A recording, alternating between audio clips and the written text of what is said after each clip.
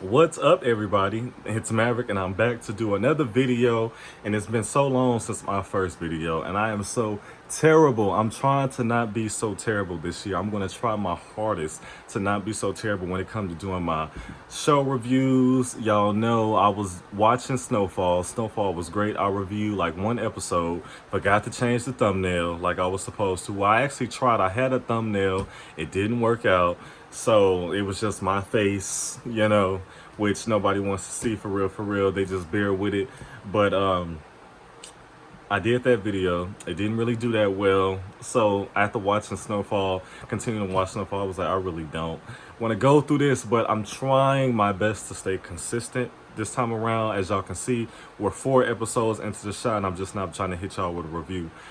But I'm going to hurry up and do this video. I want to get it done in 8 minutes before my mother gets home, because I do not like doing videos when people are here to disturb me.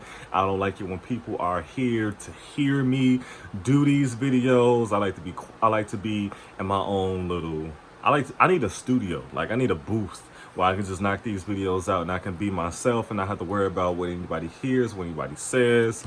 That's me, and that's primarily the reason why I don't like to do videos. Also, I don't like to do videos late. I like to do a video the night that my show airs. So the show came on Saturday night at 11 o'clock. So I wanted to have that video up by 12:30, somewhere in there. And I wasn't able to get it done, because once I tried to do the video, I was like, I'm just not in the mood. So I don't like to do videos late. I like to do them the night that the show airs, so that I can just go ahead and plug it while it's being actively discussed on social media. But I'm a couple days late, so I'm gonna try to not let that bother me as much, and just put the review in and just retweet, share it so that everybody can see it. And just not let that bother me so much. But the Shy so far has been a pretty good season. Last season was so boring because it dragged out. Everything with Keisha's being kidnapped and we not knowing where she is. Then when we find her, we find that she's fucking been abducted and held hostage by that fucking weirdo. And then, which is just so crazy to me, like, how the fuck do you just hold somebody hostage? Like, that is just some level of fucking depravity that I will never fucking fathom. And then there were so many plot holes with the characters that were written out. Like, Brandon's character was killed off. I don't know why they just didn't replace Jason Mitchell, the actor who played Brandon. Then with him being gone, his girlfriend Jerica was gone. And then the cops who were like investigating Duda by way of Brandon were gone. The white cop and the black cop. And then it was just so much that wasn't making sense. Reg was killed. And it's like, why was Reg killed? They killed Reg to replace him with Trig. And then Ronnie was killed. And I'm like, Ronnie. And then Miss Ethel died. It's like, what is going on with the Shy? But that last season was terrible. But this season has been pretty good. Emmett, Tiffany are married. Emmett now owns that spot that was owned by Sonny. What else is going on? Jada's been getting her back blown out by motherfucking Emmett's classmate, which is hilarious. Every time Emmett sees that nigga, it's so funny. He was like, dude is walking through Jada's crib, butt ass naked, and Emmett like, when what did he say? Don't let me catch you in these streets. And he like, catch me. And then when he opened up the door for him this episode, he like, dude, I'm so sick of this shit. Like, he hates that nigga. That is so funny. Everything with him, and then, oh my god, this open relationship that he's having with Tiffany that I'm gonna get into.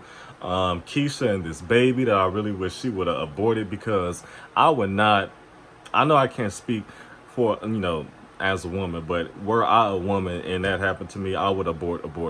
I would abort a child if I knew it was going to have Down syndrome, cerebral palsy, whatever the case may be. If I found out it was going to have any of that shit prior to giving birth, I'm aborting it. So there's no way I'm about to have a baby walking around with the face of the fucking person who held me hostage and raped me. Like, that's not happening. But, she's trying to find a family for this baby. She said, fuck those fucking God. I can't stand them God people. Them God cuckoo birds, my God.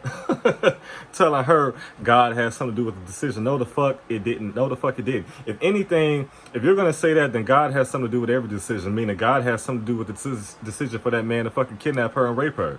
Like, if we're really going to put God into it, if he does every fucking thing, I'm sorry, I hope I ain't turn nobody off, but that's just the way I think and the way I feel. And honestly, that's the way Keisha felt because she was turned off by them when they said that ignorant ass shit. You know, at first she didn't want to give the baby to Octavia because she felt like the baby needed to be raised in a two-parent household. But it's like, Keisha, you weren't even raised in a two-parent household because your mother and your father got divorced, and then her girlfriend had came in. I can't remember her, the first actress, but then Dre ended up coming in, the woman she's married to now. So if anybody who's really being raised in a two-parent household is Kevin, but look how well that's going. Kevin's all over the place. You know, he's been through so much and he's seen so much that it's really eating away at him, and he's not really getting the healing that he needs. And I honestly feel like he just needs an adult role model, an male role model, not a woman, because he's surrounded by women. I feel like with Brandon's character, Brandon was somebody who could be there for him, someone who understood him just by being a man alone. I don't think anyone on the show can actually fill that void for him because Emmett, he doesn't even know left from right. He don't know up from down. Trig, I think Trig is so fucking pointless, and they know what they're doing by not showing those sex scenes between Trig and Imani because they know, first of all, people are already upset that Imani was even on the show, you know, with the actress Jasmine Davis being a trans woman, but they know nobody wants to see that. Nobody wants to see that. Man, woman, and possibly not even gay or straight. Nobody wants to see that shit. Be that as it may. Kevin's going through a lot. Jake, you know, is about to steal his girlfriend, and Gemma, I think she is so cute with her little afro with the braid part in the middle, and wearing that little Kango that she had on, whatever it was, looking like a young Angela Davis. She looks so cute. And shame on all you Negroes clowning her hair because she has an afro. Bitch, she's black. That's how black people look with afros. I don't know how the fuck she's supposed to look. Are we just so conditioned that the only type of hair that looks good is straight hair? Like, no, it does not. She looks cute with her afro. I don't know what the fuck is wrong with you niggas. I don't think anybody should I don't think black people should criticize black hair. That is, I can't. I'm 100% pro-black, and I can't get with that. So that's whack. Y'all need to stop talking about that little girl and her hair. There are plenty of ways to criticize that little girl aside from her hair. Tracy and Duda hooking up, I really don't care about that. I don't even know what the point of that is. I think Tracy just needs a man. She just needs some dick. I don't know if it's either she needs a man or she just needs some dick, but she got it. But I don't know I don't know if she knows what she's getting into, and I don't even know what she's into my damn self. Rosalind, I don't know what the fuck the point of her character is either. I guess because she's his wife, so I think that's what it is. I think she's on the show because Duda is running for office and he needs his wife. I don't think you can be a single bachelorette and run for office. I don't think that looks good politically. I think that's her role on the show.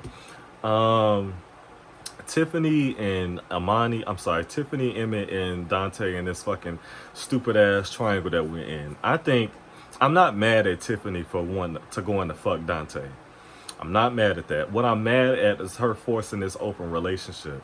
I don't know if it's because she feels that she can't trust Emmett. I feel like she's doing it because she feels he's going to cheat anyway. So it's best to just go ahead and allow him to do what he wants to do, what she feels like he's going to do regardless. So I feel like that's the reason why she's doing it. So it's just make it easier for her to deal with, knowing that she quote unquote gave him permission. But it seems like Emmett is through with that life. But it's unfortunate that she can't see it right now because he has fucked around so much.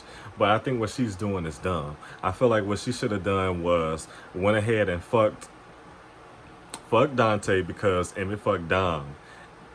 And then just cut the deck. And then if Emmett cheated again, go ahead and fuck Dante again. But this open relationship shit is stupid.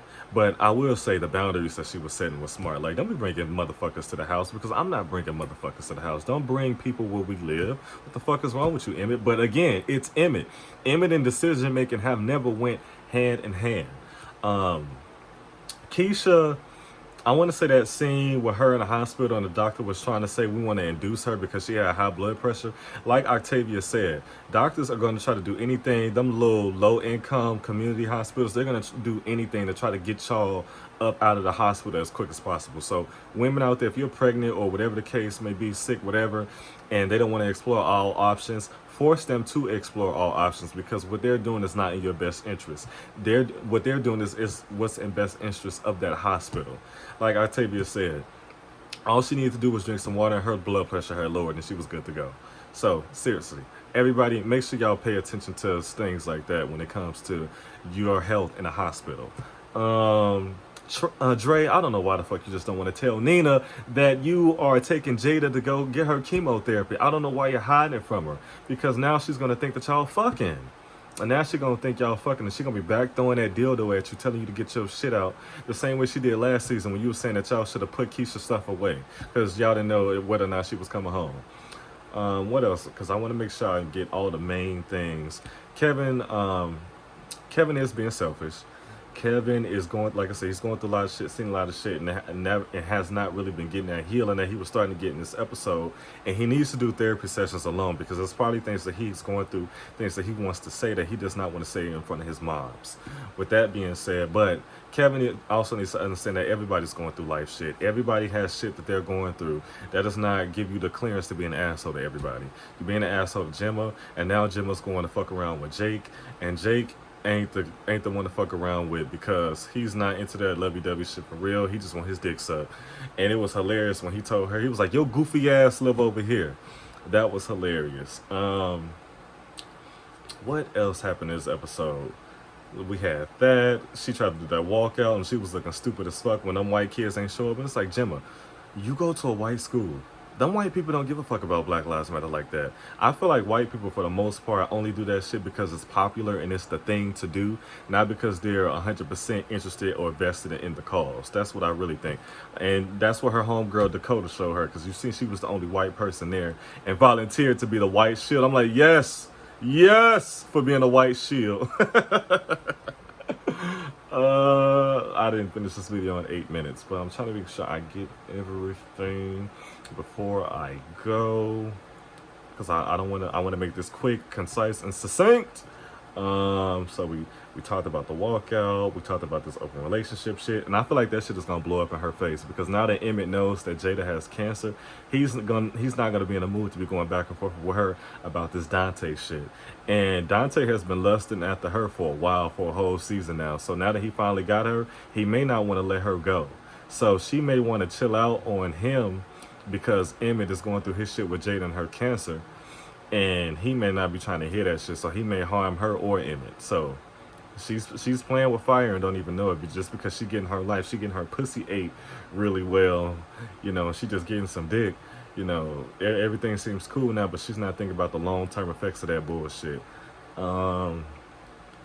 Trig and Imani trying to save that girl, and I feel like Nook probably killed her on purpose once he found out that Imani was all in his business. And it's like, Imani, you either gonna do two things. You either gonna kill him, or you gonna leave him the fuck alone about how he trying to sell his, run his business. It's either that.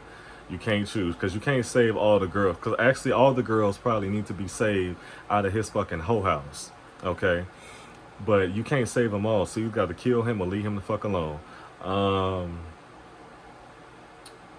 And they really know what they're doing by not showing us no sex scenes, because they show us sex scenes with literally every other couple on the show except for them. I'm like, that's not by accident. That is intentional as fuck. What else happened in this episode?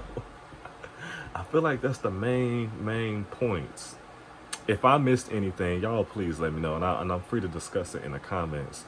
But that was that shit. That was the walkout. Jimmy and Kevin getting into it. Jimmy went with Jake. Papa talked to Jake, put his foot up his ass. My mom is here. Imani, Trig, the fucking love triangle, Jada and her cancer. I feel like that's everything. Tracy and Duda. Yeah, that's everything. So y'all, I will be back next. I think I'm gonna do a video for Run the World also. I'm also watching that. But I will see y'all in the next video. Y'all all have a great one. Peace.